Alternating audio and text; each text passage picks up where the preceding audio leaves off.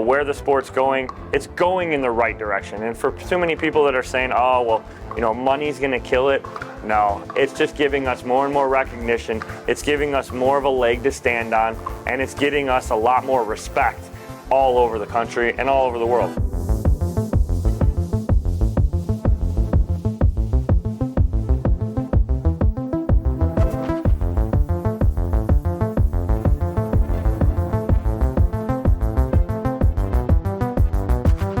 Hello, welcome to the future of pickleball.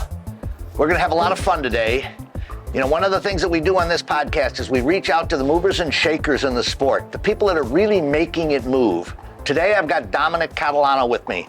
Dominic has been a pickleball player, high-level performance player, 7 times U.S. Open finalist. He's been at the beginning of it. Comes from a long, very long, extensive background in the game of pickleball. He is now in the broadcast booth with the APP and with Major League Pickleball. He's broadcast on CBS Sports. I'd like to welcome Dominic Catalano. Thank you so much for having me. I really appreciate it, Paul. I'm excited. Good. Well, one of the things that we're having great fun with the concept of really looking at the future of pickleball. The world now knows that pickleball's on fire. It's exciting. It's hot. But if we're going to begin to approach the 40 million players in 2030 that's being discussed, yes, a lot's got to happen. Yes. It's guys like you that we're looking to. Guide me a little bit as to what your background was and how you came to being as involved in pickleball. So, long story short, I was a high school physical education teacher in Chicago, and I taught pickleball in my curriculum, and this is in the early 2000s. And that was the extent of my pickleball, was a 3-week kind of section in my curriculum. And so going from that, and then I eventually moved to Southwest Florida in Naples, where the U.S. Open was. But I moved there in 2013, 3 years before the U.S. Open even existed. And so I was really on the ground floor of big, high-level tournament action down there in Naples, Florida.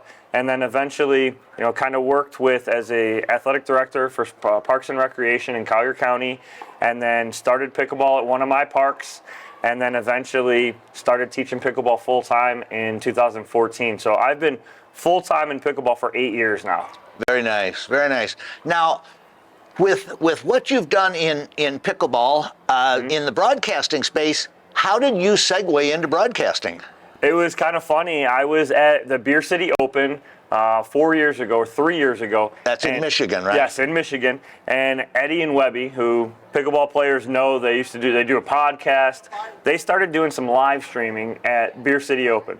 Before either of the tours existed, before anything like that existed, they started doing some live streaming. And I was there, I played, I got done with my day, and I know Eddie and Webby really well, and they're like, hey, do you want to come into the booth and do some commentary? I'm like, sure. Yeah, great, that's fine.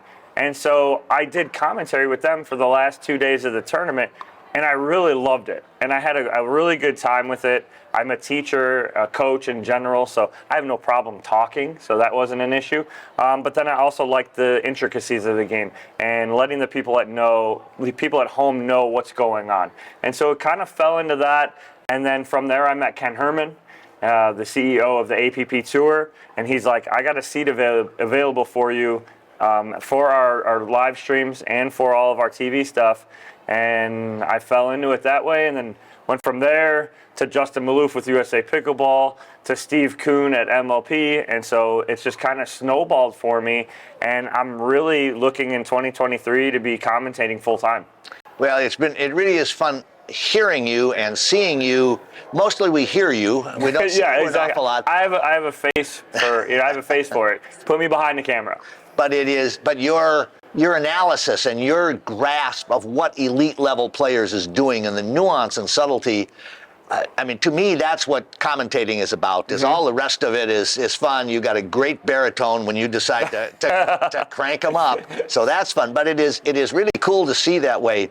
Now, you're also the general manager of a new facility, the Pickleball Club, that's getting ready to open. Is that correct? So we're opening up some pickleball clubs in Southwest Florida that are going to be indoor-specific pickleball clubs, full-on amenities, almost like a country club for pickleball. And what it is, we'll have a full bar with coffee, wine, beer, juice, smoothies, some food. We'll have a full stock pro shop, men's and women's locker rooms with showers. We have some outdoor courts, couple outdoor courts, but they're covered, so out of the elements. And then we actually do have some bocce courts. We have some ping pong tables on our 1,200 square foot mezzanine. So there's a lot of exciting stuff with the Pickleball Club going on as well. And so now, I met Brian McCarthy about 2 years ago when this was being developed, and at that time he was thinking there might be space a number of places around Florida that this might go. Is that possible? So from one in Sarasota, and we're already in plans to build 4 more: Bonita Springs, Fort Myers, Port St. Lucie, and the Villages. And then they're in talks with about 4 or 5 other properties all throughout the state of Florida. Wow. It's crazy. That's the future of pickleball. Yes. That is really a cool piece. Since you were around when you got into the game 10 years before I did, and 10 years when I came in, it was this big. Yeah. It must have been like you were playing with the ghosts in the early days. It was all wood paddles. There was no Selkirk technology at that time. It was wood paddles. It was gym floors. It was using our badminton nets in our PE class for pickleball nets. We just lowered them down, and that was it. Yeah. And again, it was 3 weeks a year. That was my, the extent of my pickleball. And then when I moved to Florida in 2013, and East Naples, where the U.S. Open is, they had 9 permanent courts at that time. And I'm like, they have 9 permanent pickleball courts? And so I drove over there, I saw it, and I was like, wow, I'm like, this is amazing. And then from there, that's when they started to build more and more courts there. And the park I was at, we built more and more courts. So it just kind of exploded from there. But you're right, it was so small even 10 years ago, and I got into it 20 years ago. Yeah. One of the things that I want to segue into is we really, on this show, we talk about the future of pickleball. You've been deeply involved in the growth of the sport from its earliest years. You've been involved in the broadcasting. I know you're very connected with all the pros in the game. Yep. You know the stories. You know what people are thinking. What's your grasp of where you see the sport going in the next 2 to 3 years? I think in me being in the broadcast booth, I think the timing of me getting in the broadcast booth was kind of perfect. It was kind of like laid out perfectly because I was just getting out of playing professionally when all these young kids came in, because I have the best seat in the house now in the booth, and that's why I'm in there, is because all these young kids. But my transition from that, I already knew all the pros at that time. And then as I'm in the booth, all these new players coming in, I had a front row seat for their first tournament, their second tournament. So kind of that transition helped me see all this youth coming into the game, and then being able to see all the young players, your Annalee Waters, your J.W. Johnson, your Georgia Johnsons, your young up-and-coming players that are at the top of the game, yet they're teenagers, sure, right? And so it's absolutely crazy, and I appreciate, being able to do what I do and being able to get a front row seat for all of them. So now as we go, and we're talking about players, what do you see with facilities, and what are you hearing about beyond what's going on with your own operation that you're involved with? Facility development is something that's going to be critical to more and more and more players coming in. Anything else that you're hearing about? There's talk everywhere, all over the country, and it's not like it's a competition, but it almost is, because every month you see on social media or in a press release, oh, this is the new largest indoor facility in the country. This is the new largest outdoor facility in the country. And everyone's trying to up their game in every area. And so every area in the country is developing all these new facilities dedicated strictly to pickleball, right? And so, we're at, nationals, the mecca of pickleball, if you would call it, when they convert Indian Wells Tennis Garden to pickleball for the 2 weeks, it's absolutely incredible. But no, all over the country right now, you're seeing so many of these beautiful brand new pickleball facilities specific popping up, and it's only going to help our sport. Very cool. Now on the broadcast side again, we've seen in just the last year, maybe even not quite a full year, we've seen a production quality in the sport come up dramatically. Have we reached the top? Do you think there's more yet to come? What's your sense of that? There's so much more to come, right? And, one of the crews that I get to work with on a regular basis, Boxcar Productions, Kyle Solenko and his whole crew, they have really upped the ante for everyone else doing live streaming at tournaments. They're basically the creme de la creme right now of what they do with the line cameras for replays, with all the different angles, with every camera, you got cameras on the court and everything like that. It's absolutely up the game. But now also we're seeing the production. We're getting ESPN in there. We're getting CBS Sports. They're coming into the game. Tennis Channel. So all of them, they've already done this for years. With them getting involved now, it's just upping everything. Every week, you're just seeing something new. Cool. You're a busy guy. You got a lot going on. Yeah. How do you juggle all this on a day-to-day basis? It's crazy. I absolutely love what I do. I can't complain about it one bit. If I was having to play like these players do every day, day in and day out, it'd be a lot more of a grind. I'm so blessed, again, to be able to sit in the booth, get a front row seat for all the best matches at pretty much all of the best tournaments, and so I'm very lucky. But juggling it isn't easy. I mean, there's been times I wake up in my hotel, I'm like, okay, hold on, take a second. Okay, I'm in California. Yeah. Kind of figuring that out. But yeah. No, I wouldn't have it any other way. I absolutely love it. I can do this right now, so I figured if I can do it now, I got to do it. I got to take this opportunity to do this. And my big thing, too, is, we don't start production until 1 o'clock yesterday. I'm on the grounds at 9. I'm walking around. I want to talk to everybody. I want to get the vibe of the facility. I want to get the vibe of the players. Sure. I love that, and I love mingling with the people. I'm a talker as it is, and they're like, you're talking all day on the live stream. Why don't you just want to relax? I'm like, because I came here to be in this environment, and I love the environment. There's nothing else like it. So, as long as you've been involved in all the different aspects of the sport, you've got to have a couple of ideas of what you'd like to see pickleball become. What would you like to see the future be, so our viewers can get a little bit of an idea of what might happen? I mean, it's crazy. Like, there's so much going on, right? Between APP, PPA, MLP, Vibe. A big announcement came out while we were here this week with MLP and PPA teaming up, and Vibe and MLP will be absorbed as one. I think that's one huge step for pickleball, right? We want to see all the best players at the same venue constantly. We have that at Indian Wells, no doubt about it.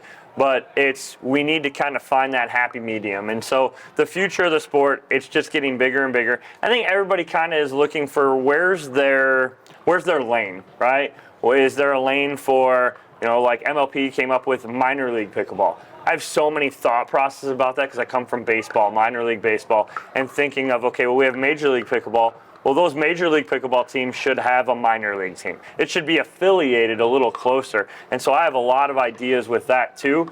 But I think, where the sport's going, it's going in the right direction. And for so many people that are saying, oh, well, money's going to kill it.